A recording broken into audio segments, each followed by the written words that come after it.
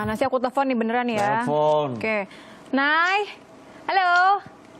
Hey. Hai, oh kangen. Iya.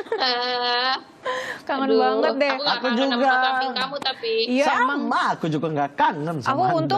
untung imbauan dari presiden kan physical distancing ya. Jadi kalau bisa jauh-jauh, Iya. jauh-jauh banget nih, nggak perlu deket-deket. Iya, ayo hei kalian.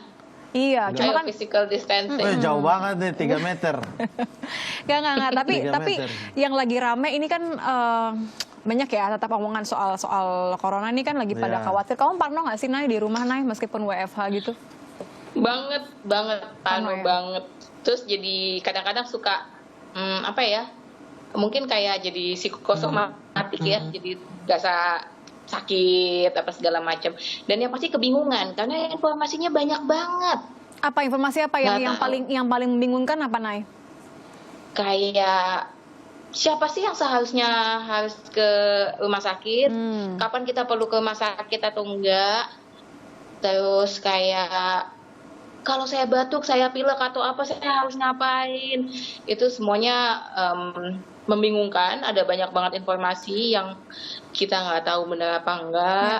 Iya. Nanya sama siapa coba nih kalau Iya kayak sih, gitu? bener juga ya. Apalagi kan sekarang kalau yang dibilang anak-anak muda itu dites ada yang positif, tapi dia tidak menunjukkan gejala gitu Iya, kan, bikin carrier. Iya, carrier.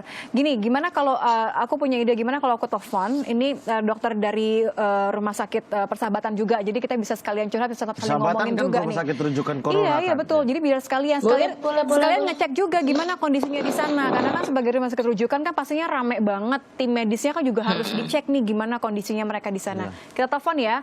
Oke. Halo, assalamualaikum Dokter Dia. Halo, Dok. Waalaikumsalam. Dokter gimana Dokter kabarnya? dia. Alhamdulillah. Dokter, ini ada Nitya, ada Mamat, ada Nay. Nay sih lagi di rumah ya. Iya. Sama-sama nih kayak dokter kan lagi day off nih. Kita semua punya banyak banget pertanyaan soal perkembangan penanganan nih. Tapi kalau boleh Nitya duluan, gimana sih kemarin kan banyak yang pro kontra nih soal rapid test yang didatangkan pemerintah gitu kan. Betul. untuk nge-tracking gitu. Banyak yang bilang bahwa ini nggak cukup efektif. Kalau dokter sendiri gimana pendapatnya?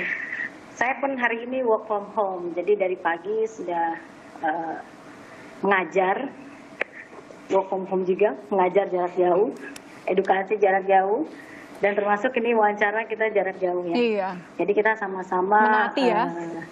rapat pun persiapan untuk penanganan COVID pun, evaluasi dan sebagainya kita jarak jauh. Nah, ini adalah salah satu langkah yang sama-sama kita patuhi gitu ya. Jadi meminimalkan keperluan kita untuk keluar. Mengenai rapid test, saya juga termasuk orang yang memang kurang setuju dengan rapid test yang diberlakukan. Kenapa? Sebenarnya rapid test itu bermacam-macam. Tapi yang salah satu yang digunakan oleh yang ada sekarang adalah rapid test yang berupa pemeriksaan serologi. Jadi pengertian serologi itu sebenarnya kita menangkap jejak apakah ada infeksi yang baru ataupun infeksi yang lama. Nah, hasilnya sehingga tidak menjadi standar baku diagnosis yang seharusnya. Oke. Karena standar baku diagnosis yang seharusnya adalah pemeriksaan real time PCR. Yang dengan Jadi, swab. yang dilakukan dengan swab. Ya. Oke.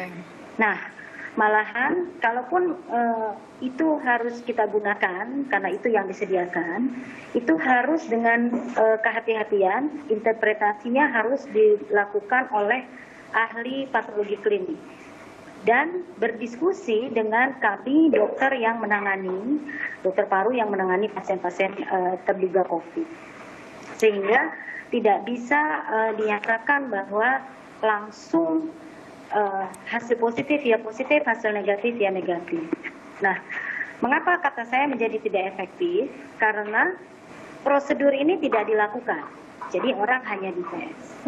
Padahal yang harus juga dikonfirmasi adalah orang dengan risiko sangat tinggi, tetapi hasil rapid test negatif.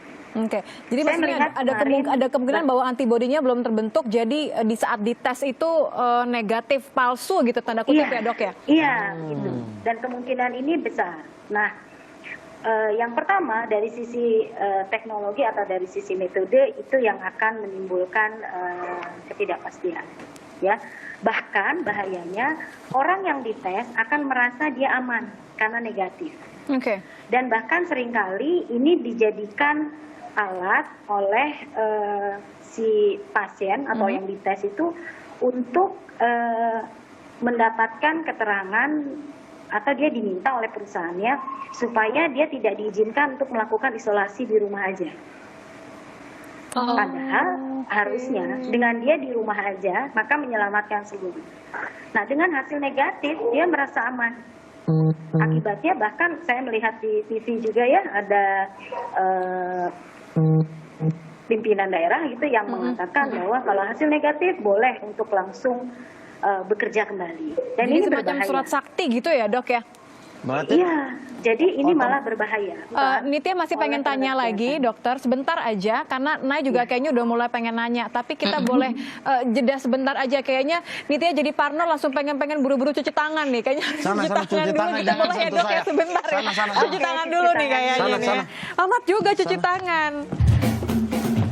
Kemudian setelah kita menggunakan APD itu, setelah kita memeriksa, menyelesaikan pekerjaan kita harus membersihkan badan kita. Jadi kita harus mandi, benar-benar mandi. Langsung Bayangkan mandi kalau setelah kita selesai tugas harus, ya. misalnya dalam sehari, ada rekan saya yang harus mandi 4 kali.